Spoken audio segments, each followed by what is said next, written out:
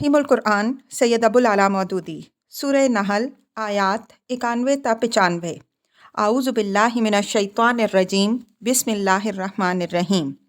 व औफ़ू बिअहदिल्लाहि इज़ा आहदतुम। अल्लाह के अहद को पूरा करो जब कि तुमने उससे कोई अहद बांधा हो। वला तनकुदुल ईमाना बादा तौकीदिहा, और अपनी कस्में पुख्ता करने के बाद तोड़ न डालो। वक़द जअलतुमुल्लाह अलैकुम कफ़ीला, जबकि तुम अल्लाह को अपने ऊपर गवाह बना चुके हो। इन्नल्लाह यालमु मा तफ़अलून, अल्लाह तुम्हारे सब अफ़आल से बाखबर है। वला तकूनु कल्लती नक़दत ग़ज़लहा मिन बादे कुव्वतिन अंकासा, तुम्हारी हालत उस औरत की सी ना हो जाए जिसने आप ही मेहनत से सूत काटा और फिर आप ही उसे टुकड़े टुकड़े कर डाला। तफसीर, यहाँ अलग तरतीब 3 किस्म के मुआहिदों को उनकी अहमियत के लिहाज से अलग अलग बयान करके उनकी पाबंदी का हुक्म दिया गया है। एक वो अहद जो इंसान ने खुदा के साथ बांधा हो और ये अपनी अहमियत में सबसे बढ़कर है। दूसरा वो अहद जो एक इंसान या ग्रोह ने दूसरे इंसान या ग्रोह से बांधा हो और उस पर अल्लाह की कसम खाई हो या किसी न किसी तौर पर अल्लाह का नाम लेकर अपने कौल की पुख्तगी का यकीन दिलाया हो। ये दूसरे दर्जे की अहमियत रखता है। तीसरा वो अहदो पैमान है जो अल्लाह का नाम लिए बग़ैर किया गया हो। उसकी अहमियत ऊपर की दोनों कस्मों के बाद है, लेकिन पाबंदी इन सब की ज़रूरी है और ख़िलाफ़ वर्जी इनमें से किसी की भी रवा नहीं। तत्तख़िज़ूना ऐमानकुम दख़लन बैनकुम अन तकूना उम्मतुन हिया अरबा मिन उम्मतिन, तुम अपनी कस्मों को आपस के मामलात में मकरो फ़रेब का हथियार बनाते हो ताकि एक कौम दूसरी कौम से बढ़कर फ़ायदा हासिल करे। इन्नमा यब्लुवकुमुल्लाहु बिह, हालांकि अल्लाह इस अहदो पैमान के ज़रिए से तुमको आजमाइश में डालता है। तफसीर, यहाँ खुसूसियत के साथ अहद शिकनी की उस बदतरीन किस्म पर मलामत की गई है जो दुनिया में सबसे बढ़कर मूजिब फ़साद होती है और जिसे बड़े बड़े ऊंचे दर्जे के लोग भी कार सवाब समझ कर करते और अपनी कौम से दाद पाते हैं। कौमों और ग्रोहों की सियासी, माशी और मजहबी कशमकश में ये आए दिन होता रहता है कि एक कौम का लीडर एक वक्त में दूसरी कौम से एक मुआहिदा करता है और दूसरे वक्त में महज अपने कौमी मफाद की खातिर या तो उसे एलानिया तोड़ देता है या दरपर्दा उसकी खिलाफ वर्जी करके नाजायज़ फ़ायदा उठाता है। ये हरकतें ऐसे ऐसे लोग तक कर गुज़रते हैं जो अपनी ज़ाती ज़िंदगी में बड़े रास्तबाज होते हैं, और इन हरकतों पर सिर्फ यही नहीं कि उनकी पूरी कौम में से मलामत की कोई आवाज़ नहीं उठती, बल्कि हर तरफ से उनकी पीठ ठोंकी जाती है और इस तरह की चालबाजियों को डिप्लोमेसी का कमाल समझा जाता है। अल्लाह ताला इस पर मुतनब्बे फरमाता है कि हर मुआहिदा दरअसल मुआहिदा करने वाले शख्स और कौम के अखलाक व दयानत की आजमाइश है, और जो लोग इस आजमाइश में नाकाम होंगे वो अल्लाह की अदालत में मुआख़ज़े से ना बच सकेंगे। वलयुबय्यिनन्ना लकुम यौमल क़ियामति मा कुन्तुम फ़ीही तख्तलिफ़ून, और ज़रूर वो क़यामत के रोज़ तुम्हारे तमाम इख्तिलाफ़ात की हकीकत तुम पर खोल देगा।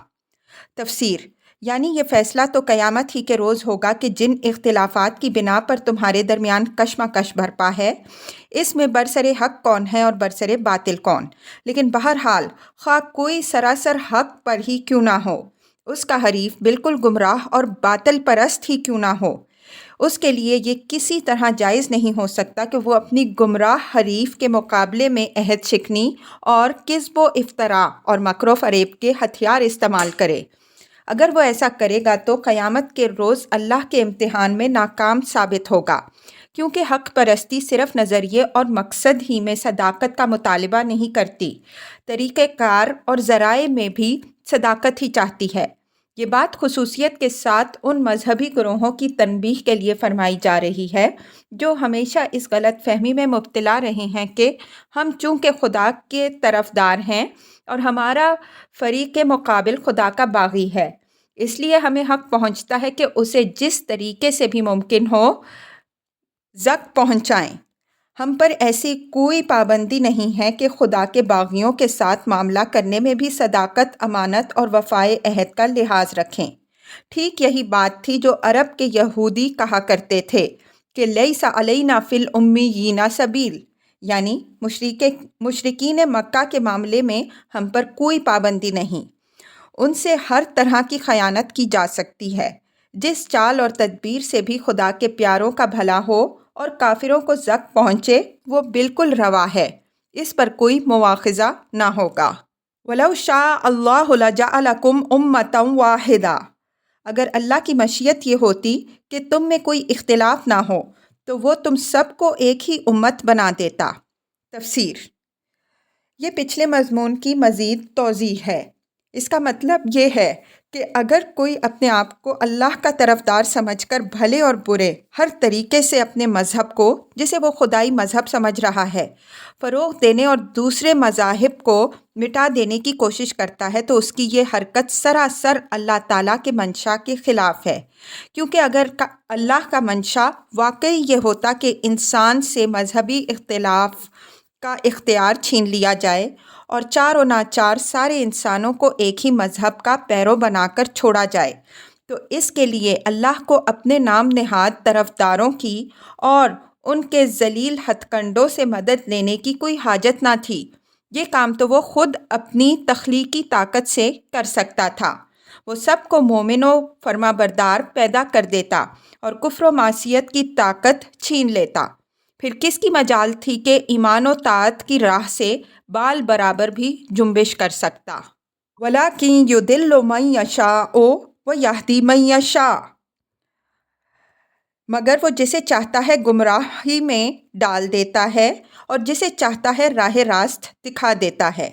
تفسیر: یعنی انسان کو اختیار و انتخاب کی آزادی اللہ نے خود دی ہے، اس لیے انسانوں کی راہیں دنیا میں مختلف ہیں۔ کوئی گمراہی کی راہ جانا چاہتا ہے اور اللہ اس کے لیے گمراہی کے اسباب ہموار کر دیتا ہے، اور کوئی راہ راست کا طالب ہوتا ہے اور اللہ اس کی ہدایت کا انتظام فرما دیتا ہے۔ وَلَا تُسْأَلُنَّ عَمَّا كُنتُمْ تَعْمَلُونَ، اور ضرور تم سے تمہارے اعمال کی باز پرس ہو کے رہے گی۔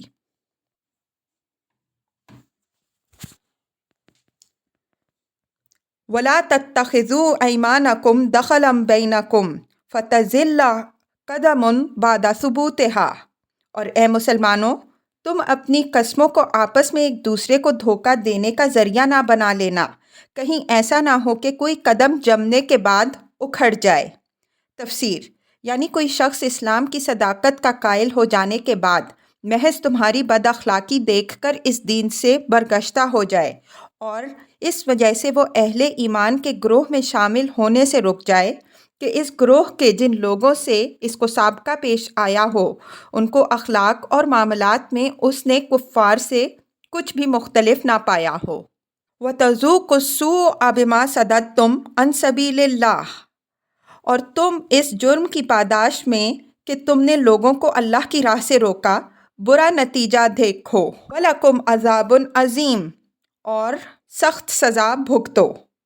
وَلَا تَشْتَرُوا بِعَهْدِ اللَّهِ، نہ بیچ ڈالو اللہ کے عہد۔ تفسیر: یعنی اس عہد کو جو تم نے اللہ کے نام پر کیا ہو یا دین الہی کے نمائندہ ہونے کی حیثیت سے۔ ثَمَنًا قَلِيلًا، تھوڑے فائدے کے عوض۔ تفسیر: یہ مطلب نہیں ہے کہ اسے بڑے فائدے کے بدلے بیچ سکتے ہو، بلکہ مطلب یہ ہے کہ دنیا کا جو فائدہ بھی ہے وہ اللہ کے عہد کی قیمت میں تھوڑا ہے، اس لیے اس بیش بہا چیز کو اس چھوٹی چیز کے عوض بیچنا بہرحال خسارے کا سودا ہے۔ انما عند اللہ هو خیر لکم ان کنتم تعلمون، جو کچھ اللہ کے پاس ہے وہ تمہارے لیے زیادہ بہتر ہے اگر تم جانو۔